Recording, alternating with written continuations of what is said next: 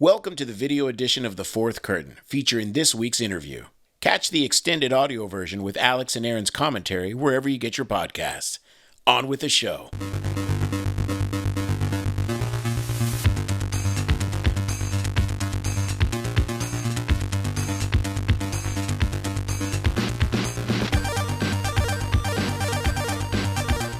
Hello, listeners, and welcome to this week's edition of The Fourth Curtain. And oh, what an edition it is. Today, we're joined by legend.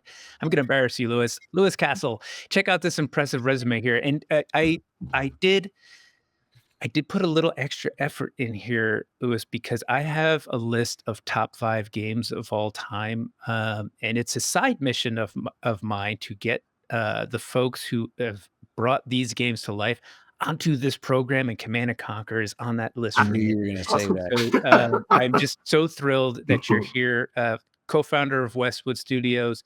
I'm going to say the de facto inventors of the real-time strategy game genre.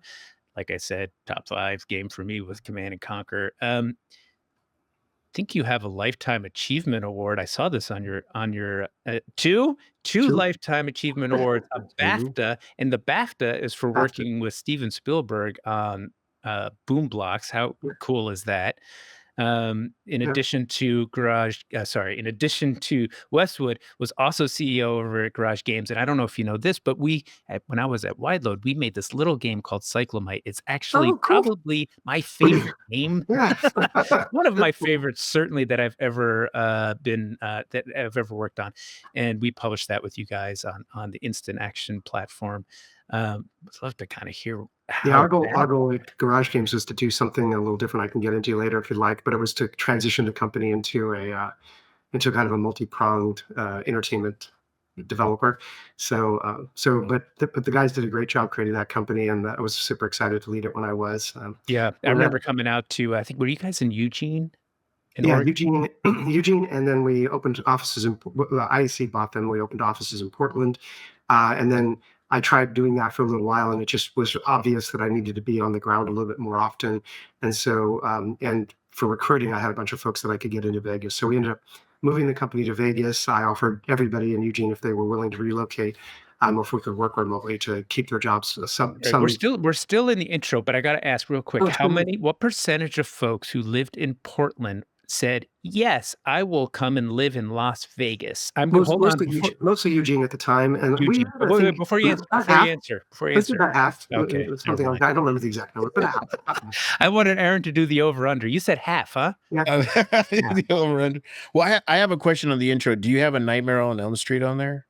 Nightmare on Elm Street is definitely on there. I did the splash screen on that one. So if you open up Nightmare on Elm Street on the, I think it was it then?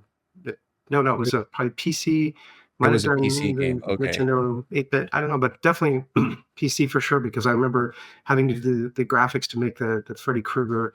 I was still the art director for the studio, to kind of default to art director because we didn't really have one.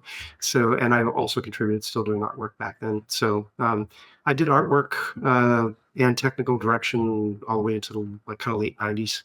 So right on. Okay. All right. Also involved in Blade Runner. Also had exec positions. I have 6 Game of the Years in different categories. So, I don't know if any of them were overall Game of the Years, but it was, trying to remember. So one was Eye of the Beholder, then,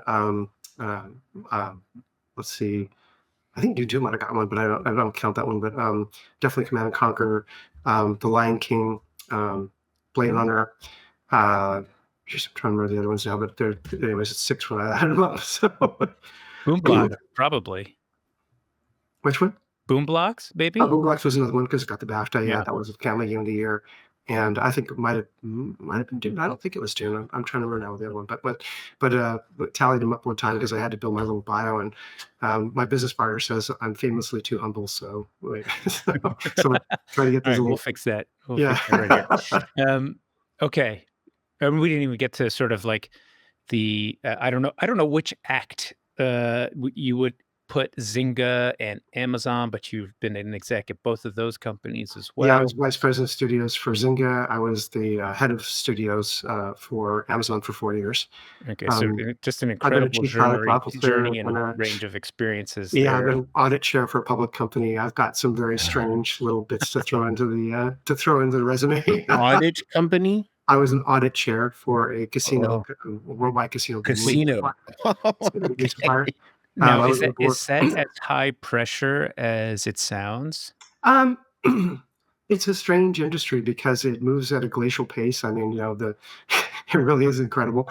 But at the same time, you're always under a lot of intense pressure. There's a lot of very stiff regulations. There's a lot of kind of different kinds of pressure than video game development. So it's a very challenging industry. I love it when game designers try to trivialize things like slot machines. And I said, let me give you a game design challenge.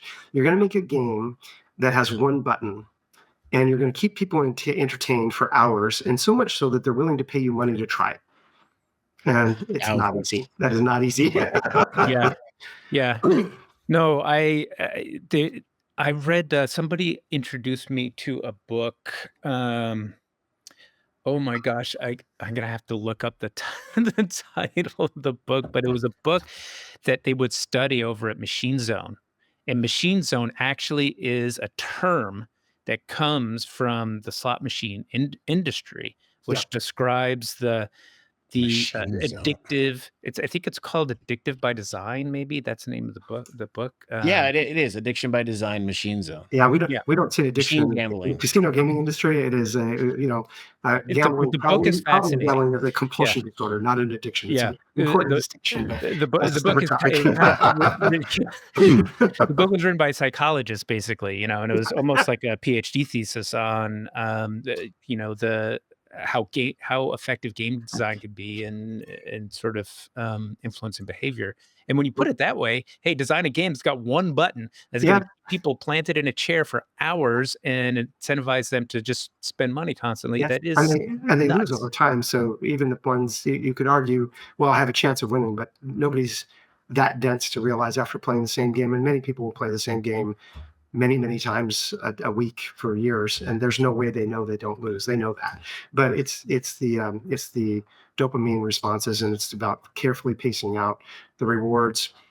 It's really difficult because you have to intentionally dumb down some of the graphics so that they're not too exciting, so that when they do have a win or a big win, and you have to create all this stuff. And it's actually another thing that's really interesting from a game design point of view is the game is essentially not exactly stateless, but similar to that, because you can walk away at any time and you can step up to it at any time. So you can't keep track of it. As individual players, at least you couldn't back then. An individual player's status or so anything you want to build in there, like bonus rounds and things like that, have to all be based on probability and coming out over time versus something that is measuring people's progress. So, like, you can't even look at the previous game state to do the next state. What do you think? Really challenging. What do you think of the ethics there? Like, do you ever ask the same thing? Coming from traditional games and then going into casino games, did you sit and say to yourself, how do I feel about? Yeah, a lot. I'm really disappointed in the video game industry because they have no ethics at all. That's true. I'm not going to pick on any brands because I don't want to insult my peers, but the reality is the stuff that we do in the video game industry would never pass gaming regulation. They would actually expand on that. That's fascinating to hear. Well, no, we do stuff in video games where we'll say, oh, this person. Like in the beginning of Fatui, we go, wow, this person's not doing that well. Let me juice the odds a little bit so that it looks a little bit better. So I keep them around. There's a thing called a bad or a near miss in slot machines where if the slot machine lines up, it'll put a near miss on the bottom so that you feel like you got close to getting the jackpot. That is actually illegal in casino gambling, but they do it in the video slots for video games all the time. So there's all these techniques that are much more abusive and much more compulsive. I wouldn't say addictive because that's a different kind of class. I'm not trying to cut yours, but it actually is different. So the compulsion loops in video games are unrestrained, and there's no regulation on them whatsoever. And honestly, it's I'm not saying most actors are that way. Most of our video game people are more responsible. And ultimately, if you want long-term customers, you don't want rage quitters, then you definitely should be responsible. But there is nobody regulating it. So it's much more ethical in the casino gaming side because there's all this regulation to make sure you don't break the rules along those lines, and the rules are pretty reasonable. And then there's a big effort for people who do have a problem of reaching out and dealing with it. And there's no such thing in video games. That is fascinating. And really cool, I've been curious from time to time here how those rules in casino gaming are enforced now that the games are, the industry has moved from mechanical devices to software devices, and I got to imagine it's All the probably software is reviewed. You have to submit it to the gaming authorities, and they review every line of code. they review every line of code. Wow. Interesting. Are you doing this now? Is this what's No, I was on the board because I was into video games and video technologies. I was asked to join the board of Shuffle Master when they were looking at getting into digital technologies with machines in casinos, basically physical machines, but with software running them. And then I ended up stepping. While I was on the board, I ultimately became the audit chair. After being the audit chair and being the lead that hired the CEO and the CFO, for that matter, they asked me to come on board and be the chief strategy officer to build the digital gaming division. So I stepped out of the video game industry for about a year and a half to do that, but I was still contracting with some video game companies. So there was never been at least more than a quarter that I've not been making video games. Did a good job. The team created an amazing set of technologies that deliver our table games and slot machines around the world to gaming suppliers. And ultimately allowed the company to get sold for $1.3 billion. So it was a success. So it's just a little bit, yeah. Yeah, congrats. Right for the shareholders. There's a whole long story about that. I did okay, but the shareholders make a lot of money. When it's measured in billions, lots of people will do okay. So yeah. Great. Executives do okay. Yeah, the right people got the most, and there's a few of us that had to kind of take it in the shorts because we were probably a little bit more aggressive, but whatever, that's okay. All right. Well, that's a super interesting experience there. But let's rewind. Let's kind of go in the Wayback Machine a little bit. Sure. And when I was poking around online, looking at your Wikipedia and all that kind of stuff, and you mentioned it during the intro too, I was surprised. I didn't know that you were, at least you have credits that are like art. Yeah. Did you? Are you an artist? Are you artistic? Do you have an art? That's why I got in the industry. I started as fine arts and computer science in the university, and we started Westwood in '85. So it was 2 years after I had started college.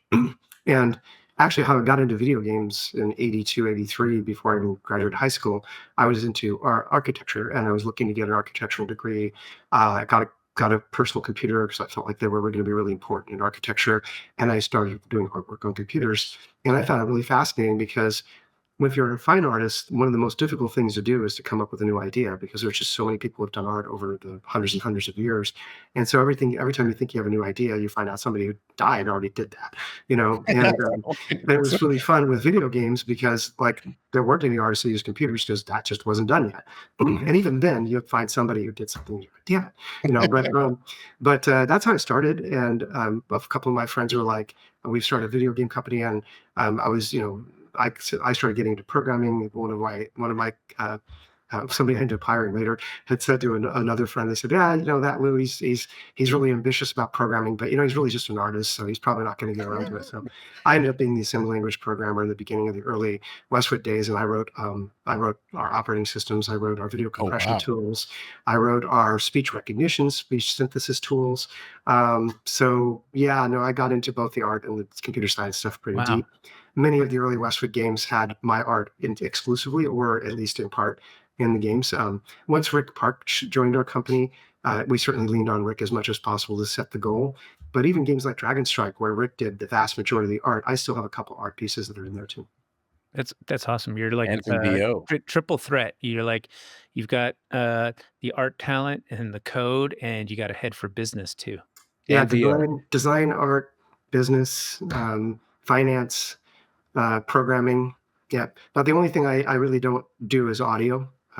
And you have a VO credit though. Yeah. There's a few. Not only a VO credit, I actually before we had the great, Paul Mutter and people like that to do, and Frank Lackey to do our great audio, and Dwight Okahara, those guys did. It's just such great work. But before we had them on board, the way I used to do audio for our games was I wrote the audio programs, the audio players, because the players that were out there just weren't that great yet. And I went down to the university. I pulled the sheet music for famous music that was in the public domain. So we would pull the piece. I learned to read sheet music well enough to convert it into the Hertz signals, and then I would actually literally hand type in the envelopes to create the music for the games. So if that qualifies as audio chops, I think so. But yes, no, definitely. Not exactly really being a composer or anything like that. I don't claim that skill. Yeah, that's like do you know Eugene Jarvis? Yeah, of course. Yeah, so Eugene was telling us when he first started working at Midway, he was doing something similar, whereas it was like hard coding, Well, you had to. I mean, even the graphics yeah. back in the day for the Apple games, I used to have a big piece of 1 millimeter graph paper, and I would sit there with the little tiny rapidograph pens or pencils, and I would write in, I would scribble in or draw the picture, draw the character with pencil with blue line, and then go in and fill it with black. And then with a ruler lined up against it, I would hand encode the hexadecimal off to the side and then type that in. That's how we used to do the graphics back in the day for things like, I think maybe even as long as the Disney games when we did alphabet. I think they should make the kids who are going to school now, they should make them do that exactly. Well, I don't know. I mean, it's kind of a weird. Like, I really love the tools nowadays. It's so fun that you can just drop into an editor and put something together quickly and sloppily get a prototype going. That's really amazing. Like that's so far beyond. We didn't have art tools. Like literally one of the first tools I used to write was we had paddles. We didn't have mice or joysticks. Well, we had joysticks, so they were like fiddly. So I did have 2 paddles, and you would use the paddles, one for the X, one for the Y axis. One button would draw, one button would erase. On the Apple, because every pixel was basically just a bit, and then you hit the space bar to shift between the high bit and the low bit, so you'd have either blue and orange or green and violet. And so you'd go through and I would sit there with these things and I would draw pictures and basically it's an Etch-a-Sketch. Oh, and so wow. the people would come in and I'd be drawing this thing and they'd be like, how the hell are you doing that? I go, weirdly, you learn it really fast. Yeah. And, in fact, Rick Parks, again, I have to brag on Rick. He was such an amazing artist. He would do caricatures on an actual Etch-a-Sketch and leave it in the office. And they were amazing. They were so good. And he loved it. He said, I love it because if I screw up or something, I just shake it. And I'm like, oh. Artists all of those. That's incredible. That's incredible. Yeah, no doubt. The tools today are awesome, but I think there's something to be said for like assembly language programming, like that. What you're talking about encoding like hex values for pixel art. It's like just like associating the creativity with the actual mechanics of the computer is. I think it's really interesting to understand how it all works. It's special effects and materials. Tech artist. A tech artist is basically exactly what I was when I started. But there wasn't enough work on any given project to be a full-time tech artist. You had to do other stuff. So yeah.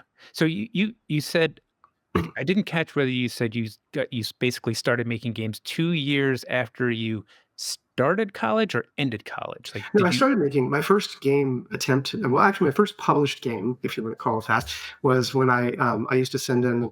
I tried to do a game a month in basic code with assembly language that was in data tables. I would send them to magazines because that's how you published small games back then. We would call them hacker casual games now. And so you would send them into magazines and people would type in the code and run it on their computers because a lot of people didn't have cassette drives or disk drives to actually bring data off, and there was no way to distribute them. So I used to send them into magazines, one called Apple Orchard, and they published I probably sent, 4 or 5 pretty terrible games to them.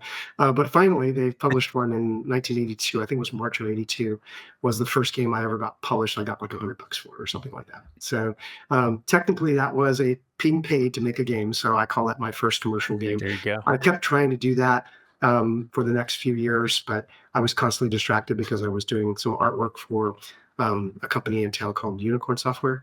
And I was doing my own projects where I was trying to do very large kind of half screen animations of a character, similar to Dirk the Daring when he's running down the corridor of Dragon's Lair and the gates are falling. So I thought, would it be cool if you were in a dungeon and he was running and the blocks were coming at you?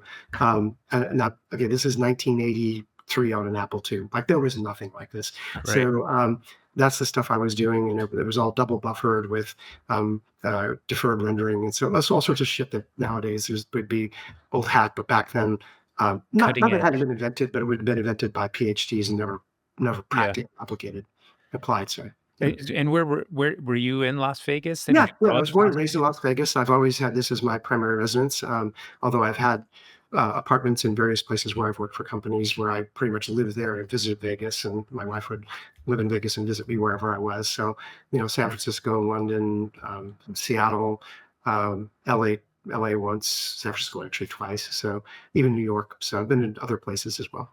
And you're in Las Vegas right now? I mean, right now, yeah. It's where my home is.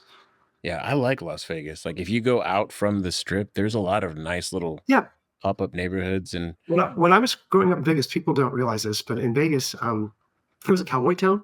So when I was growing up, right around the corner from my house, less than a mile away, was ranch estates where people had horses and sometimes other livestock, but mostly just horses. And you would just be able to walk over, and we had El Dorado Day parades, and people were dressed up in cowboy outfits. And at the same time, you had the Rat Pack down on the Strip. So it was kind of like a Palm Springs vibe down on the Strip, and then the rest of the town was either the Mormon kind of influence, very conservative, or cowboys. And so it was very, very different. So I watched the city change from that all the way to lean into kind of the entertainment mecca it is now. And as it grew, the companies that built the suburbs were very much like the Irvine Company. I don't think they actually did, but Howard Hughes and the corporation, all those guys. So they basically built Southern California in Las Vegas. So the suburbs of Las Vegas are very, very similar to Southern California, or even some areas in Phoenix. Huh. Yeah. I didn't know that either. When I went there, it was like, whoa. It was beautiful. Kind of a cool town. And Vegas has some great outdoorsy stuff, because I was an outdoorsy. Yeah, the Red Mountains, or what is it called? Called Red Rock. And I used to climb Red Rock, free climb all those rocks at Red Rock now, where they have routes and all these warning signs that you might kill yourself. I used to just scramble those all the time. And we have a mountain that's almost 11,000 feet that's within a 30 or 40-minute drive called Mount Charleston and Lee Canyon, a ski resort. You can literally go snow skiing one day. It's not the greatest, but it's okay. And then you can go water skiing the next day at Lake Mead. I mean, it's a pretty crazy town for a lot of things people just don't realize if you get out and about. Yeah, I live there, by the way. Marty O'Donnell, or Bungie guy. We had a I think it was a spring break trip where we drove to Zion, and we stopped in Vegas and took in a show, and I took the whole family on a little side trip to the Hoover Dam. Oh yeah, fun stuff. And this is now part of our family's apocryphal, stories of this. It's a classic dad trip. Everybody was miserable except for me. I loved it. It's an engineering marvel. It really is. Yeah, there's some really cool stuff there. Like it's incredible. All right, so back to you, Lewis, and games. Let's talk about the dam. I guess I was kind of meandering around. Did you graduate college? I didn't. No, I spent 5 years at university. Yeah, Alex. Sorry, Liv. I was at university pursuing fine arts and computer science. At the time, they didn't offer the way it would have worked is I would have finished my computer science degree and then had my MFA in the very next semester. But we had 7 employees at Westwood at that point. We were doing pretty well as a company, and between Westwood, which was a startup company that takes all of your time, I was still doing consulting on the side for some of the clients I had when I was a salesman. I was still selling computers on the weekend. And I had just done 18 credit hours of upper division courses, 400 level courses, and got a 4.0. And I said, I'm going to die. This is just too much. And so I had to cut something. And I said, I'll always get back to school if I need to. It's only 2 semesters to finish it out, but I just never went back. Do you ever think about Yeah, I mean, there was a couple of years, probably when we were acquired by Virgin in '92. I went and spoke at the university a couple of times, and they were like, "Why don't you come back for an MBA? We'll give you the honorary bachelor's degree." And I go, "Yeah, I don't want an honorary degree. Thanks, I appreciate it." They would say they would nominate me for it. Would I gotten it? I don't know, but ultimately, I'm like, "No, if I want the degree, I'll just earn it. I'll go get it." And I thought I'd go back and finish that, but then things started happening that's 1993, 1994. So we're starting to talk about Dune 2 being successful, and I'm working on. I got a chance to work on Blade Runner. We're working on Monopoly. We're doing Lion King. I just didn't have time. Just couldn't do it. Yeah. Okay. All right. That makes sense. All right. So Westwood. So Westwood is like, this is your, and you were making games and submitting them to magazines and things on the Oh, side. that's before Westwood. Yeah. So That was then once before Westwood, so but like I worked with Westwood, your first like. Yeah, sure. I'll give you the quick history. I'll try to be brief. Brevity is not my skill, but it's not my virtue, but I'll try. It's a podcast. You don't have to be brief. Okay, perfect. Time limit. So the first things I did personally, was I did this magazine game. So I was trying to make a game a month. Then when I got together with a bunch of friends, we tried a little company called Out of the Blue, where I was just a programmer and artist. That one didn't work out. So it still counts as a trial run for a startup, at least being involved. And then can I interrupt you there with a magazine a month? What does that mean? We're trying to do a magazine a month. I'm trying to do a game for a magazine a month. Yeah, trying to as do a company. You would submit. No, that was just me personally. I was just trying to write a game, submit it to a magazine, get it published once a month. That was the goal. And there were probably 3 months in a row that I could actually get that done. Most of the time, it took 2 or 3 months to get something finished I could submit. And I think I might have actually ended up with half a dozen or a dozen total. There weren't that many. The first one was called Squirm. It was basically a snakes around game. That was the very first one. Then let's see. So then we did Out of the Blue. We were doing a graphics adventure game based on the Holy Grail, and then that didn't really go anywhere. And then one time I was at the store, and I was working on some graphics for a local computer company called Unicorn Software, kids games. One of the guys that came into the store all the time and ended up working there, Barry, who was our very first employee, he had said, "Hey, would you do some graphics for me? Because I want to have these little creatures animate, and they just don't look good. They look like a mess." And so I animated these creatures, and it was like 16 by 16 pixels, but they were super happy with the kind of the quality of the movement and all that. And it does make a big difference if you have an artist or an animator do even pixel art. It makes a big difference, right? Because they understand movement. So that's what sort of started off my work in local industry. I worked on some slot machine games with ACT and stuff. And Brett Sperry came in the store, wanted a printout. And I said, "Well, you can't print them out in the store, but I got a printer at home. So just come over to my house tonight and we'll print them out." We started talking. He said, "I'd really like to start a company and just start working on stuff." So we joined together. We really didn't have a name or anything, but we started working together on projects. And we did 3 or 4 games for ACT that were put together with Epics and EPYX, not EPICX. And then we did some stuff like fast loader cartridges. Probably one of the first technical marvels that I did was a cartridge that you would put into a Commodore 64 that would allow you to load games faster. And the way it worked is it used compression, basically. And then because I did that work later on our Commodore 64 games, I used the disk drive processor as a co-processor. So way back in the day, I was writing multiprocessor processes in the assembly language. So anyways, long story short, we ended up going through doing those games. Brett and I finally ended up breaking out on our own. We did our first game for Epics called Temple of Abstract Trilogy, which was a remake of the John Freeman games from Freefall Associates. And we did those for the Macintosh. And the funny little story there, we went in to have that meeting. Everything was in person on phone calls. We walked out of the office, and Brett goes, he said, "Well, you told them we could work on make a Macintosh and we could program on the Macintosh." And I go, "Yeah, I've got a Mac." And he goes, "You know how to program on the Mac?" I go, "How hard can it be?" Right. So we took the job, we got the check, and I learned how to program on Mac. And it's 1,700 pages of inside Macintosh. So it turns out it was a lot harder than I thought. But kind of if I had to have a eulogy on my tombstone, it's like, how hard can it be? It's sort of like hold my beer kind of thing. 68,000, right? 68,000 assembly? Is that 68,000 assembly? Yeah. So you're going from 6502 to 68,000 felt very luxurious. The Mac was actually a joy to program once you understood Pascal and you understood how the interfaces all work. The APIs were great. Apple was very clean. I sold Apple computers. I mentioned that earlier, but I don't think it's on recorded. But I was a salesman for Apple computers. I was the top salesman by hours worked for one of the periods. I think they were quarterly for the entire West Coast. That included California, which was really extraordinary. And it's the same, or the next quarter, Barry Green, who was our first employee, was the best by volume. So Century 23 had 2 great salesmen who were very technical guys. And I think probably that had something to do with it, because hobbyists were coming in and we knew our shit, right? We could tell them exactly why they would want a computer, one computer over another computer. So Temple of Abstract Trilogy, I did all the artwork for that. I did all the programming. Brett did the game design, and we made it real time. We remade the game instead of being turn-based to be real time, and Epic was freaking out. They said, "Oh my God, people will never be able to play this. You need to be turn-based. Role-playing games can't be real time." So we had to go back and retrofit it to make it all turn-based to fit the original game. Then years later, of course, we put out called Eye of the Beholder, which was a real-time role-playing game with the D&D rules, much more complex than what we did for Temple of Upshot. Of course, it was a huge hit. So that was kind of Westwood's monikers. We took a lot of things like strategy games and made them real-time strategy, right? Back then, there was kind of a strong divide. Things that were serious and took a lot of contemplative work were considered unplayable if you put any kind of timer on it. Timer clocks on chess games weren't really popular. And then things that were really entertaining in people's minds couldn't be that complicated.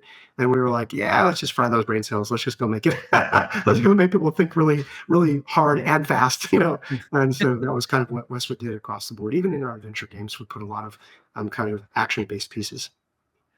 We'll be right back. If you like what you're hearing, like and follow the show wherever you get your podcasts. And now, a word from our sponsors. Great games aren't just made, they're crafted. Pixel by pixel, idea by idea. Amber doesn't just develop games, Amber forges the future of play, one project at a time. From the magic makers at Disney to the tech giants at Amazon and Warner Media, the biggest names in the industry trust Amber to turn their wildest ideas into reality. Why? Because the talented teams at Amber believe in pushing every boundary, breaking every mold, and having a bit of fun while they're at it. Need a partner who knows the game and plays to win?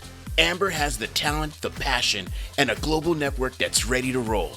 So let's skip the loading screen and get straight to the action. Discover how Amber can power up your next project at amberstudio.com. Do you want your game to live forever? To supercharge it with immense powers of endless content, a buzzing gamer community, immortality, and coin? CurseForge for Studios, an exclusive service for visionary game developers, allows you to add safe, cross-platform mods to your game and enjoy all the benefits of user-generated content without any of the risks. With CurseForge for Studios, you can harness the creativity of our 165,000 devoted creators and the traffic of 43 million monthly gamers. You can also level up with premium mods and grant your game new revenue streams. Trusted by AAA studios, CurseForge for Studios is an immortality potion for your game. Enter studios.curseforge.com and join the UGC era. Leveling up your game dev career but not sure where to start? Maybe you're trying to break into the industry, looking to connect with other people who are making games. Consider joining the International Game Developers Association, the IGDA, the world's largest nonprofit member-driven professional association serving all individuals who create games. I was in the IGDA in Chicago, met a lot of people. Great way to network. The IGDA exists to support and empower game developers around the world in achieving fulfilling and sustainable careers. Discounts, educational and advocacy-based resources, mentorship, and solidarity across 160 plus chapters. To join the IGDA, visit igda.org/membership and use the code IGDA 4th Curtain 15, no spaces there, to get 15% off 1- and 2-year memberships, as well as a student membership. Joining the IGDA is a great move for your career, and as a nonprofit supporting everyone making games, it's a great move for the whole community. Join today. Hey listeners, it's Alex from the 4th Curtain. And Darren here. We want to give a quick shout out to the team at High Vibe PR. High Vibe PR is our boutique communications firm. They're all about companies and brands defining the future of gaming, entertainment, and culture. Look, when you're doing something big, you need the right people to help you tell your story. And High Vibe PR, they're the best at making it happen. Absolutely. They've helped us at Look North World level up our messaging, connect to the right audiences, and stay ahead of the curve in this ever-changing industry. So, if you're looking for a PR partner who gets gaming and entertainment like no one else, check them out at highvibepr.com. That's highvibepr.com. Go give them a look. You won't regret it. And now, back to the show. Very cool. I'm listening to you tell the story of these formative years and all the different things you were doing and how much of yourself you're putting into each of them, all the stuff. And oh yeah, Would you think of yourself as a grinder? Yeah, I mean, I think I'm definitely ADHD. There's no question about that. And people that are on the spectrum. ADHDs are either hopelessly distracted until they have some sort of caffeine or something, and then they end up like kind of darting around. And if they fixate on something, they fixate on something really aggressively. So that's really me. I don't know if I'm a grinder as much as I have an idea, and I'm relentless in just pursuing that idea. So in that sense, I'm a grinder. But it's also pretty easy to get me excited about stuff. I think that's not necessarily true of everybody. I get excited about just about anything. When we wanted to do a game about the Mars saga, I got really excited about astronomy and Mars and the history and all that. So I've always tell people to be a great game designer, you have to be just committed to constant learning, because everything you do is going to be a new learning experience, and you just need to dive in and just go, right? When you're working on somebody's franchise, you need to be the best fan of that franchise. You need to work so damn hard to catch up to people that have devoted lives to following it. Otherwise, you just won't have that authenticity. Yeah, that's true. Yeah. So like we did Super Cycle, right? I had a dirt bike when I was a kid, even though I wasn't supposed to, and I've long since given up motorcycle racing or motorcycle driving. And then we had the opportunity to do Super Cycle for the Amiga and the ST, and I was like, well, I'll ride it. But of course, then the first thing I did was go out on a track and ride a 500 a minute Interceptor, which was freaking amazing. And it's like, I almost bought a bike, but I would have had to get a divorce at that point. Wife wasn't going to have that. But so like while we were working on World Games, I programmed 2 of the games of World Games, and I wrote Super Cycle all in the same 6-month span. And to do that, I had to do something pretty extraordinary, which was actually, it was for Temple of the Upshade Trilogy on the Amiga. The intuition was, although really, I think really well written at the end of the day, the documentation was just terrible, and a lot of stuff was poorly translated Japanese. And so I decided early on that to get Temple of the Upshade Trilogy working, it would be better, since most of it was 68,000 anyways, to just have our own operating system. So I basically booted Intuition and ran our own operating system, and then directly programmed the drivers for the chips for Agnes and all of that, because I had taken electrical engineering and could follow the chip designs well enough and play around with them enough to get things. So we were weird in the early days of our Amiga and ST games, because we wrote everything on the Amiga, and we took advantage of those chips really, really extensively. So it was up to Barry to try to emulate some of that stuff on the Atari. So basically, I wrote my own operating system for the very, very simplified operating system for the Amiga, and then wrote an interpreter that would create the GEMS-based tool, which was basically Atari ST's graphics interface, graphical user interface, their GUI. And so Barry could write in GEMS and do minimal assembly, and I would actually write all the underlying code. So anyways, that led to That's Super a lot. Cycle. Yeah. That led to Super Cycle a few years later, like 2 years later, maybe the same year. I guess 2 years from when we started. Super Cycle, I wrote as the game ran in the interrupt, so it ran at 60 frames a second, and then the graphics engine was all decoupled from it, so it was variable frame wow. rate. So in the space between frames, it would run all the game logic, and then it just be ready to blit a frame. Like then the actual GPU, I treated the interrupt as like a GPU basically, or no, sorry, like a CPU, and then the actual CPU, basically all it did was draw. Right. So it would have a game state, it would calculate the game state, put the pixels on the screen as fast as it possibly could, and then update the next game state. So when you went around the corners and there were lots of things happening, the frame rate would drop to 20, 15 frames a second. And then when you turned around and went on to straightaways with just things going by, especially if they were instants, they would run back up to 50 or 60 frames a second.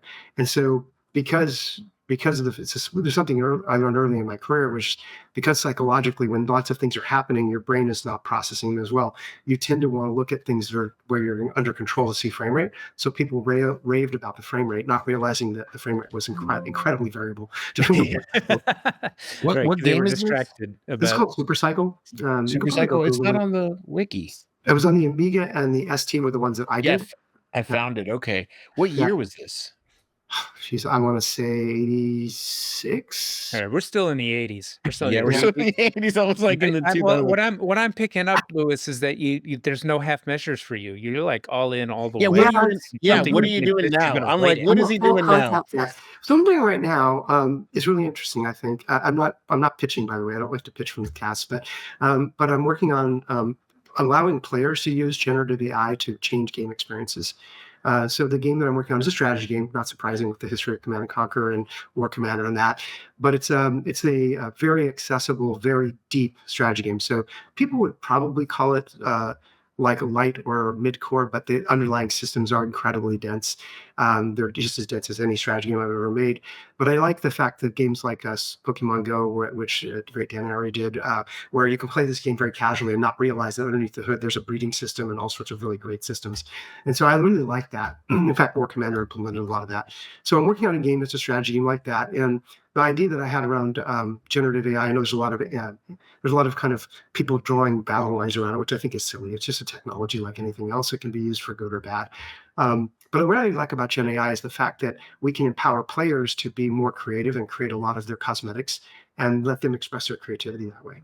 And so I want to create a game that has real meat, real bones to it, but then let the flesh, let the sizzle be something that players can set up. So, and it's running with a technology that was based on the stuff we did for Blade Runner. So it's running some really crazy high frame rate graphics that 8 millisecond updates on a mobile phone with graphics that are as dense as anything you see. Is this do you have a studio, or are you doing this with an existing? I'm just starting a new studio called Childlike Wonder Games, which was the name my wife said I should make it, because I always talk about making games with those childlike wonder moments. So if I go back to The Lion King, I think the two childlike wonder moments was when you went from the first level, which was the prize lands, to the I can't wait to be king. The game completely changed visually, stylistically. The music changed, just like the film did at that time.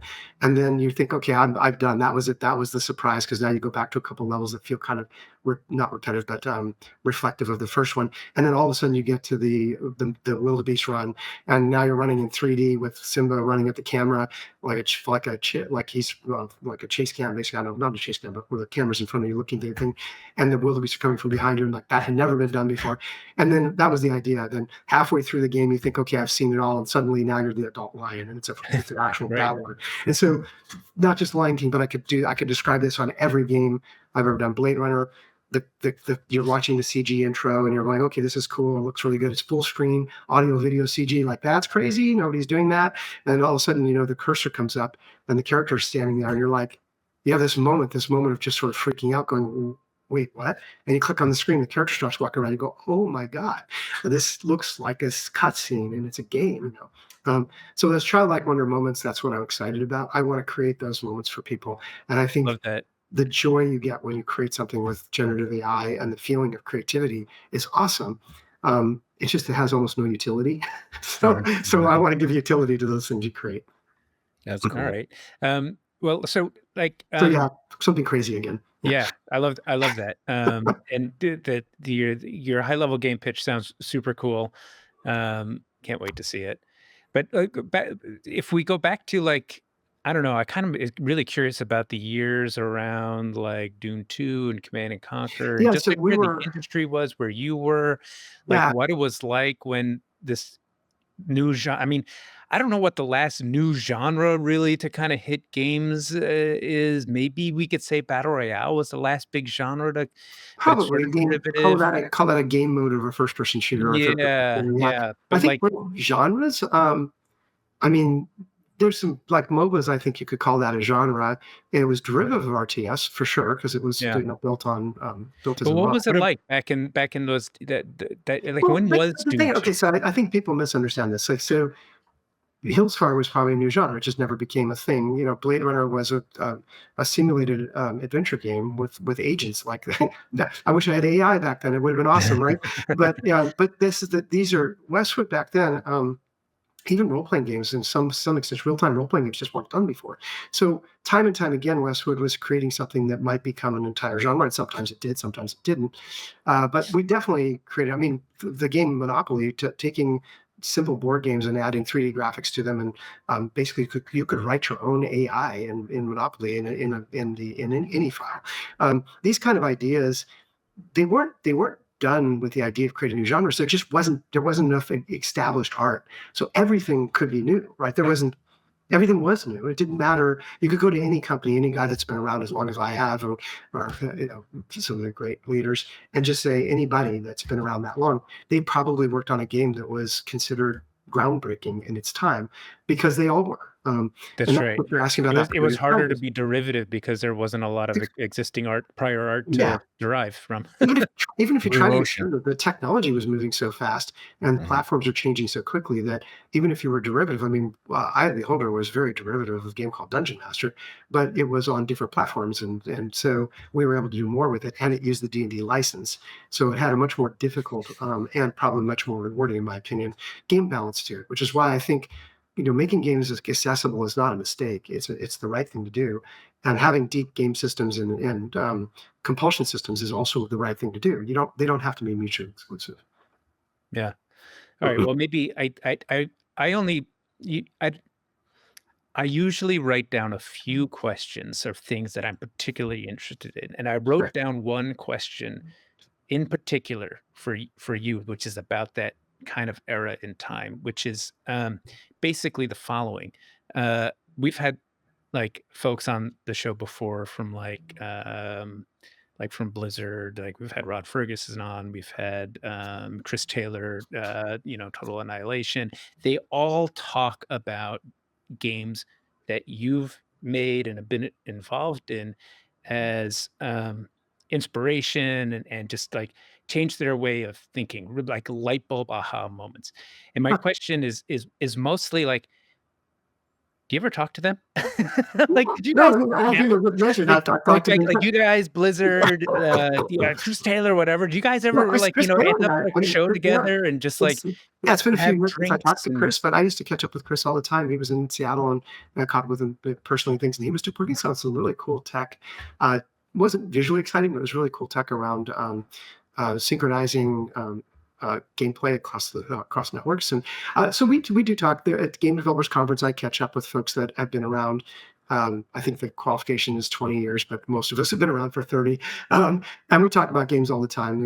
The people that made the games like Marroquin that made my favorite games. So I've been inspired by their games as much as they've been inspired by mine. That was just the way it worked back then. You would do something and somebody would riff off that and do something really amazing. Go, oh my God, that's great. What if I did that? And so it was just really fun back and forth. And because cycles were much faster, you could actually be playing a bunch of games, come up with an idea, implement your game, and within a year or so it will be out, in the market, and you see how the market reacts and see how people, and you play stuff that doesn't work, stuff that does work.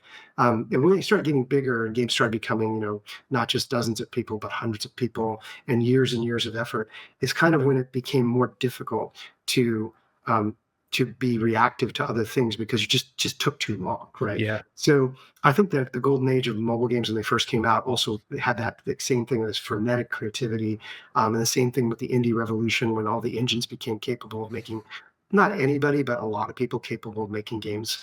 I think that happened, and I think generative AI with the tools that are happening now is going to have another round of that.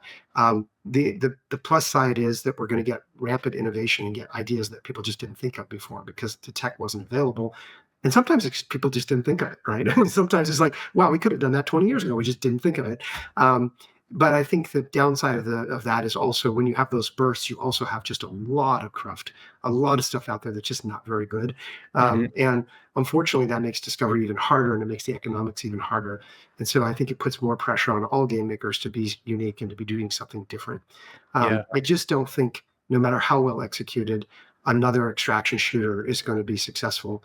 You have to have something about it that's new and exciting. Yeah. Otherwise, players, why are they going to switch what they've already played? Yeah. I mean, like you're basically starting a new studio with a new game idea right now in this current environment. Everybody, who's in this industry or who follows this industry has seen the ups and downs. And It's a pretty downtime. There's it's no been doubt. challenging. Yeah. I guess that's a way to say it. It's a downtime. Yeah, Like if starting something right now, like how do you think about that? Like the current environment and Yeah, I mean, it's takes. hard. It's been hard getting the traction we want. Mostly it's hard because I have a vision for something that is more than I could do personally. It's not like a solo game dev project. It's too big for that. But it's also not $100 million project. And so we do tend to find ourselves in a strange place where we're trying to raise millions, but not the kinds of dozens of millions that most people are trying to raise.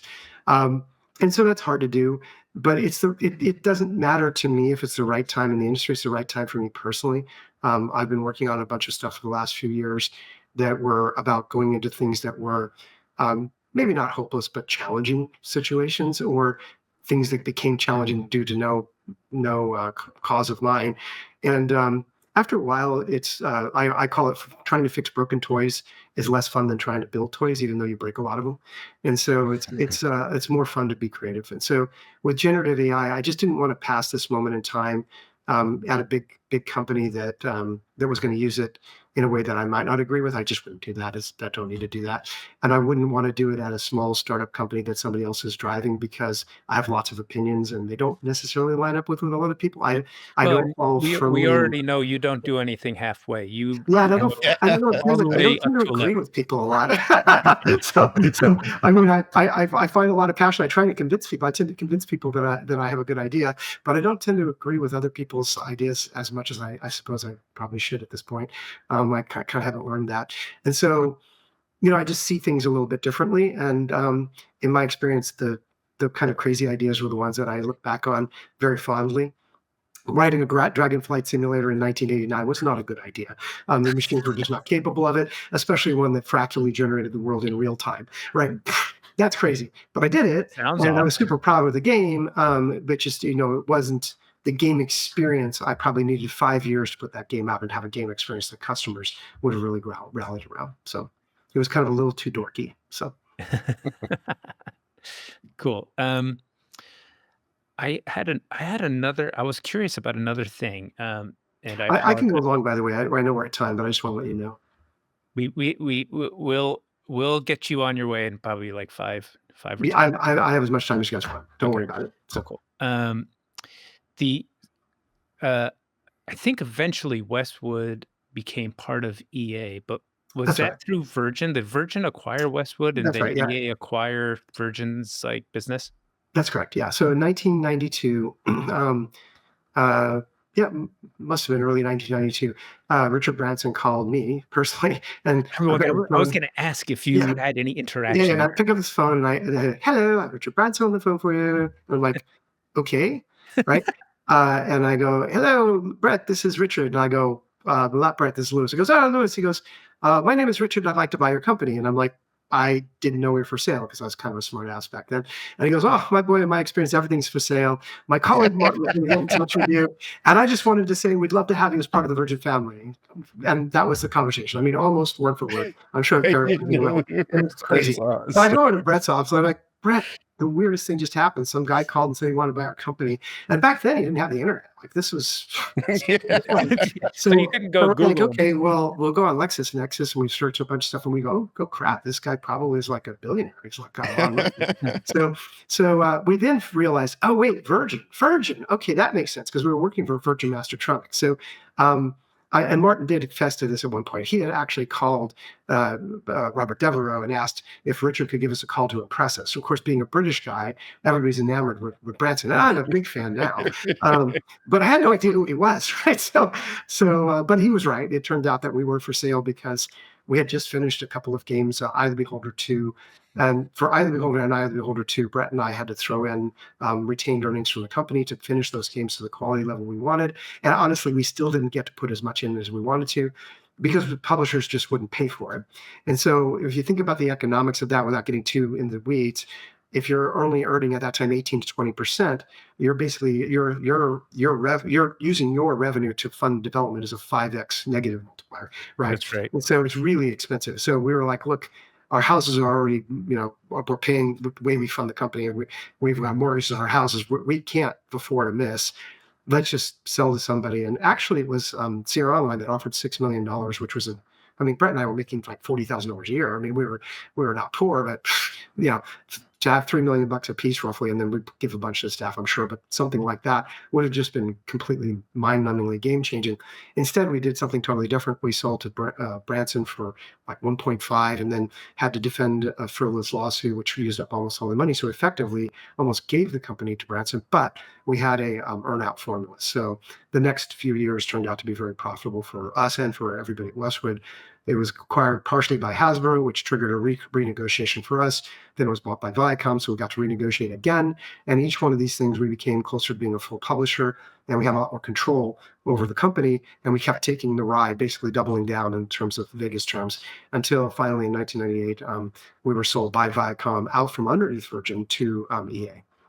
Wow. I That's didn't an know. I epic didn't story. know all of those. We sold the same company 4 times. I sold the company 4 times because I was doing all the negotiations. Brett didn't want to deal with any of that. So I did all the financial stuff and multi negotiations at the same time. It's where I learned kind of my legal liaison chops as well as a lot of finance. I was Congratulations. CFO from a company when it was $3 million all the way to when we had $170 million in 11 countries. So I learned how to be a CFO on the job. So Wow, that's awesome. Good, That's cool. good for you, and good for you. Good As for Aaron you.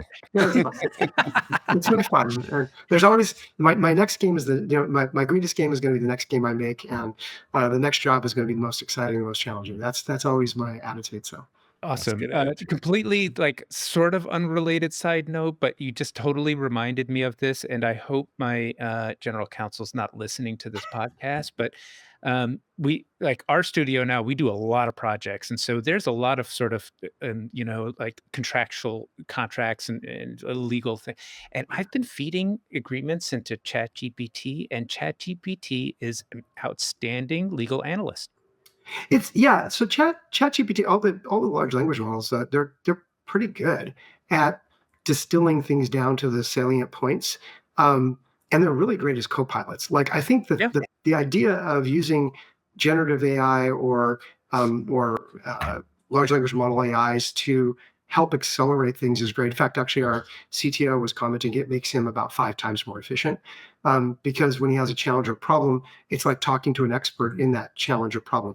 What they aren't good at yet, and I say yet, is completely whole cloth creating something that actually that is good. Yeah. There's I would something that ask you to works. write a Like I say, contract. legally, I would never use ChatGPT to Yeah. write a legal document. Correct. But using ChatGPT to analyze the document to point out the places where I might need to pay attention, super fast and super good idea. Yeah.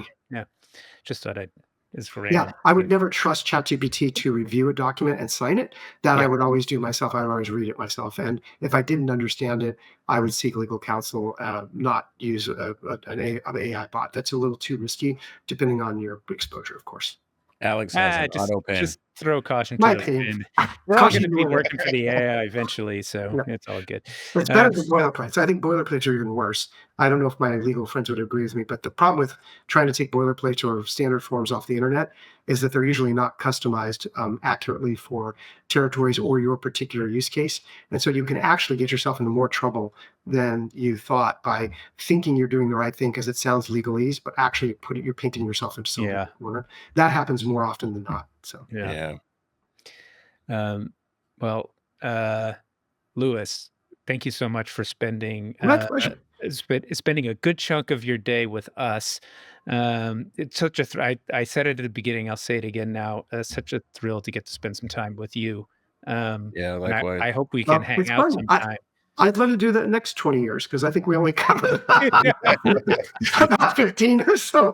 I know it for folks like you have done so much. It's hard to get the whole thing, but very excited about what you're working on now. Yeah, I'm excited too. I'm obviously I'm always excited about the thing I'm diving into, but I hope that we'll be doing a follow up at some point. Going, wow, you did something really crazy and different, and it really paid off because people loved it. Now, whether that's hugely successful financially, it usually is, but doesn't always have to be.